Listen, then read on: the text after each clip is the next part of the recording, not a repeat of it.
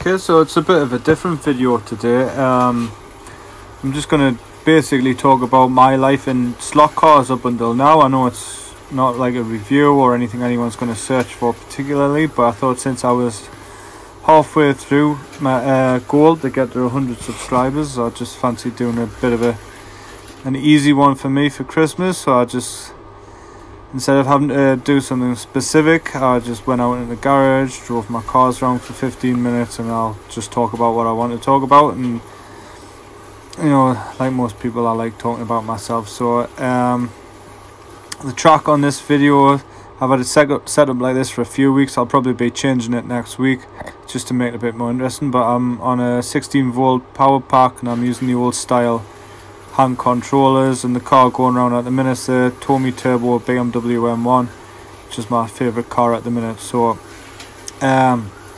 where did I get started? Well, when I was a kid, like most people, I was given a Scalextric set for Christmas. My first set was the Knight Rider set.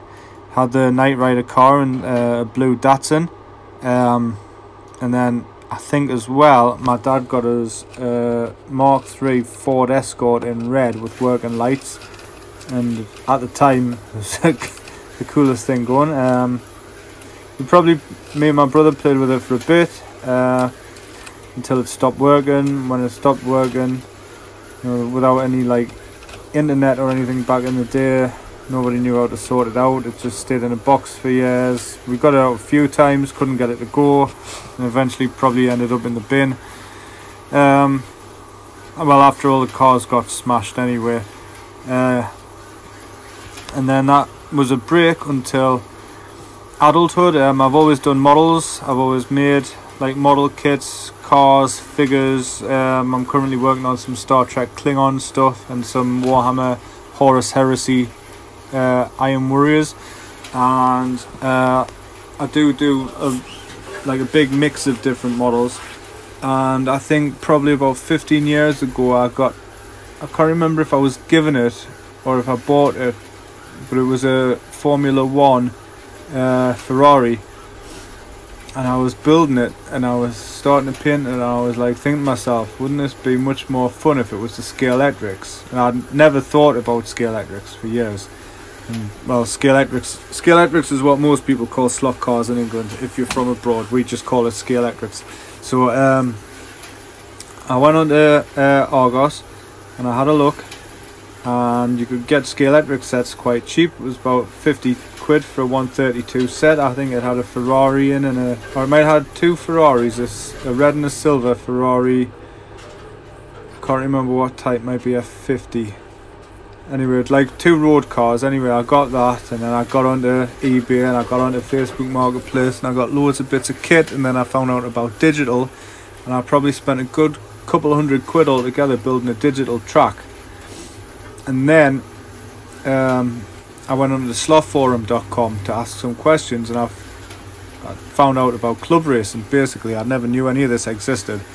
So once I went down to the NERCS Club, Northeast Restoration Slots, or Northeast Restoration Club Slots, I think that was a game changer.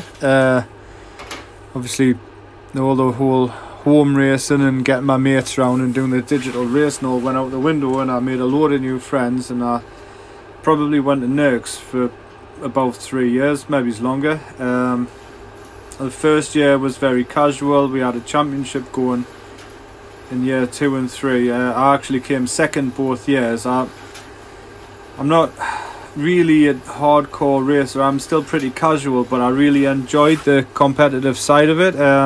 Not necessarily the setting the cars up. I wasn't really that great at doing that. You know, truing the tyres, oiling the cars, making sure everything was perfectly balanced. That was quite a lot of work. But what I did enjoy was like the actual racing. I'm quite good at. I know you can't tell by this video because I'm crashing a lot, but I can keep the cars going on the track for quite a long time. In NERCS, what we ran was crash and burn, so it was a 4-lane track and a 2-minute race. This is 132 scale cars, and basically if you come off, you're out. A lot of races ended in the first corner, and a lot of races were neck and neck for the full 2 minutes. They had a microwave timer that would stop after 2 minutes, and whichever car was in the front won. There was six classes on a race night. Formula 1, Classic Formula 1, Sports, Classic Sports, and I can't remember the other two. Was there six? There was definitely six. I really can't remember. I think a lot of them had some crossover, like your Classic Sports. So I had an NSR P60 that could run in the sports. Saloons, which were like rally cars and road cars. But like I said, there's a lot of crossover. You had classic saloons, which would be things like the Mustangs and your modern saloons. You'd have your rally cars, your NAS cars, that sort of stuff. Anyway, it was fairly casual, but at the top end of the leaderboard, everyone did want to win. Nobody cried when they didn't, but it was close, neck and neck all the way through. Like I say, I'm pretty proud of how well I did, considering I wasn't anywhere near the best at sorting the cars out, but I was pretty good at driving them. And I think there was not everyone there was into racing either. There was a lot of collectors there, like a lot of people from a lot of different walks of life. Kind of opens your eyes to different ways of doing stuff. So we went there, and we also went to Tyneside Slot Car Club quite a bit, but that was where I live was nearly an hour's drive. Me and my uncle Mal would go.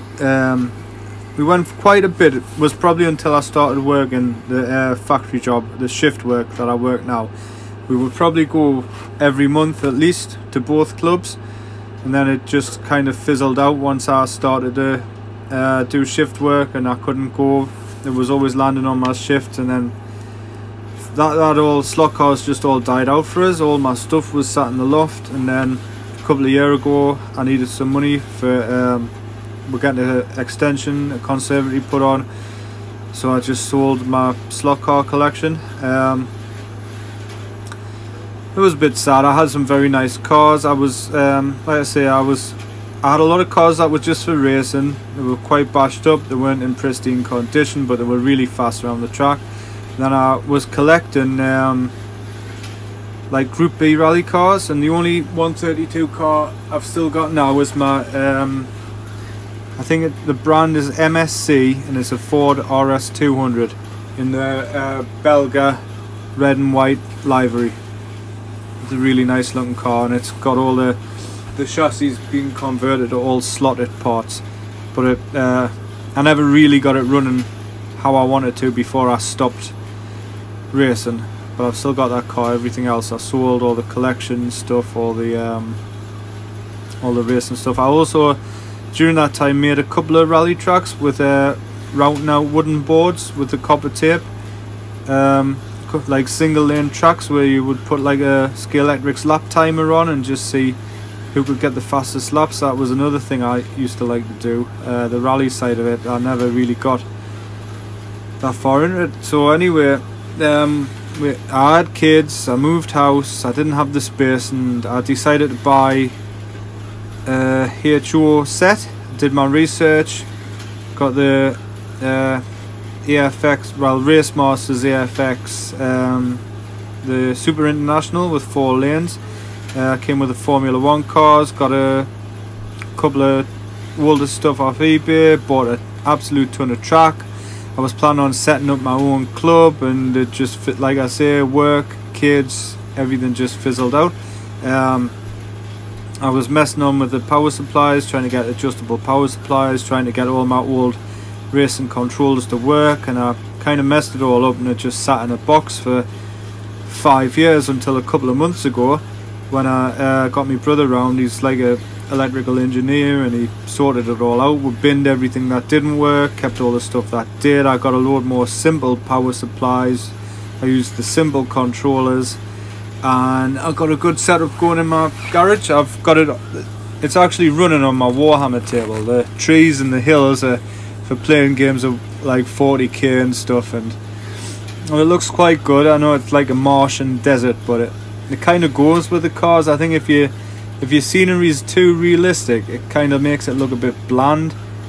Like this, like for on camera, I think like the crazy colours just stand out a bit more. So this board's only 4 foot by 5 foot, and you can see just how much more of an interesting layout I can get on there compared to if I had scale electrics. Now obviously the cars are smaller, but the benefit is they're like cheap. Like the brand new EFX Mega G Plus cars are still 30 odd quid, but you know, if you like a parent wanting to get a cheap track for your kids, you can go on eBay and get a Tommy EFX set with everything in for 20-25 quid. You'll get it on a space like this. You can put up in the dining table or in your sitting room. You know, if you haven't got a massive house and you just have a small amount of space, like most people, you know, you're gonna get more fun out of racing at home, something like this, than you would the scale electrics, because, like I said, just for the size. So yeah, I've got my Formula 1 car going there now. That's the Mega G Plus. It's a bit of a handful with the old style controller. I've got a mix of the two controllers. I've got the old ones and the new 120 ohm ones. I actually prefer the old ones because you get more speed faster out of everything. It reminds us more of the racing controllers. I think the kids prefer the other ones, but like I say, I've got different power packs, different voltages. This is on 16 volts. So what am I going to do going forward for the channel? Like, I wasn't planning on doing a YouTube channel, but I've never done a YouTube video until recently. I was getting this all set up, and I got the new Mustang, and I was like, you know what, I've never done a video, but I really fancy doing a review video on this car. I did a few test videos of cars going around the track, then I made that video, and I think I'm doing quite well for like how long I've been doing it. I know they're not professional grade videos or anything, and this is just me waffling on to the, you know, you're watching the car go round and round and round the track. I'm sure most people would rather watch this with the sound off, but yeah, I started doing videos. But what I really want to do is, when social distancing and lockdown's all over with, I want to get people around and I want to do some head-to-head racing. My plan is basically to do like best out of 5 using the computer controller. I haven't got a lap timer yet or a digital lap counter, which is something I want to get. The old, if I can find the old Tommy FX control tower, that would be amazing. But what I'll use at the minute is the computer challenge. So it'll basically be the crash and burn. You know, you've got 10 laps on the computer challenge, so first 1 to 10 wins the round, and if you crash, you're out.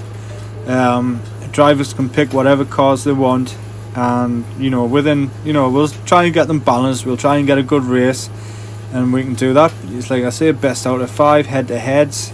See, is, you know, a bit more something that's popular in the Warhammer world is the like battle report, and it's something similar, something that I think's exciting for YouTube. You know, you don't just want reviews, you want to see some racing, you want to see some action, and I'd love to set up a club, but you know, everything's stopped at the minute. I've got enough track, I've got massive boxes of track. When I got the Super International, I think I bought about 40 pieces of 15-inch straight, just so I could make massive 4-lane tracks.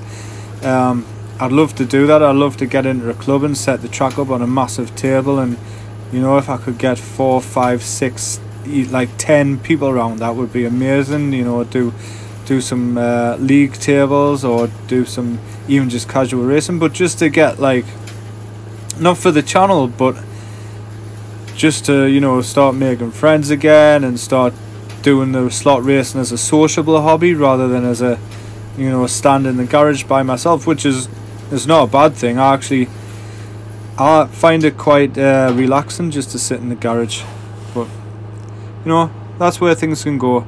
Right, thank you all for watching, and please, if you enjoyed this video, like, share and subscribe.